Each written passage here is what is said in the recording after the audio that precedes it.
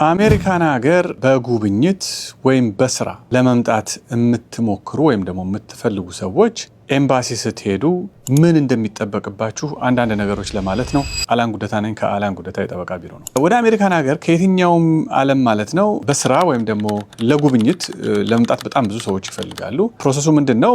መጀመሪያ ኤምባሲ ሄደው የሚሞላ ፎርም አለ DS 160 የሚባል ያ ፎርም ይሞላል። የሚከፈል ገንዘብ አለ፣ ፎቶግራፍ። ከዛ በኋላ ኢንተርቪው ስኬጁል ታደርጉና ኤምባሲ ወደ ቪዛ ኦፊሰሩ ጋር ትሄዳላችሁ ማለት ነው። እዛ ስትደርሱ ማድረግ ያለባችሁ አንዳንድ ነገሮች አሉ። አንደኛ የቪዛ ኦፊሰሩ ዋና ማወቅ የሚፈልገው የምሄደውን የአሜሪካን ሀገር ለተወሰነ ጊዜ ነው፣ ቴምፖራሪ ነው። ለሳምንት ለ15 ቀን ሊሆን ይችላል፣ ለወር ለ2 ወር ሊሆን ይችላል። የሚሄደው በቢዝነስ ነው ወይም ደግሞ ለኮንፈረንስ ነው ወይም ደግሞ ቪዚት ለማድረግ ነው ወይም ደግሞ ዘመዶችን ጠይቄ ለመመለስ ነው። ለተወሰነ ጊዜ ነው የሚሄደው ነው። ቪዛ ኦፊሰሩ ማወቅ የሚፈልገው ይህ ሰውዬ ትራቭል የሚያደርገው እውነት እንዳለው ቴምፖራሪ ለሆነ ጊዜ ወይም ለተወሰነ ጊዜ ነው ወይ ተመልሶ ይመጣል ወይ የሚለው ነገር ነው ዲተርሚን የሚያደርገው።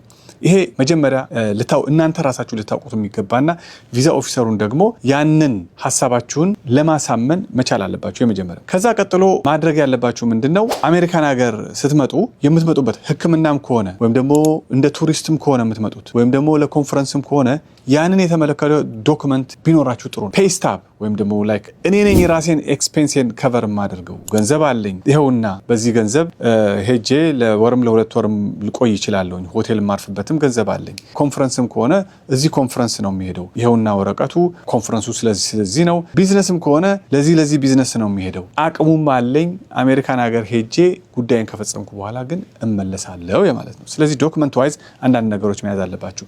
ሶስተኛ እዛ ሀገራችሁ ውስጥ ስራ እንዳላችሁ፣ ቤተሰብ እንዳላችሁ፣ ፕሮፐርቲ እንዳላችሁ፣ አገር ውስጥ ስትሮንግ የሆነ ታይስ ወይም ደግሞ ሌላ ሀገር ሄዶ በዛው እማልቀርባቸው በጣም ብዙ ነገሮች አሉ። ስራ ያለ፣ ቢዝነስ ያለ፣ ፕሮፐርቲ ያለ፣ ቤተሰብ አለኝ፣ ሚስት አለኝ፣ እናት አባት አለኝ፣ ልጆች አሉኝ። ያን ነገር ሲታይ ቪዛ ኦፊሰሩ ምንድነው የሚለው?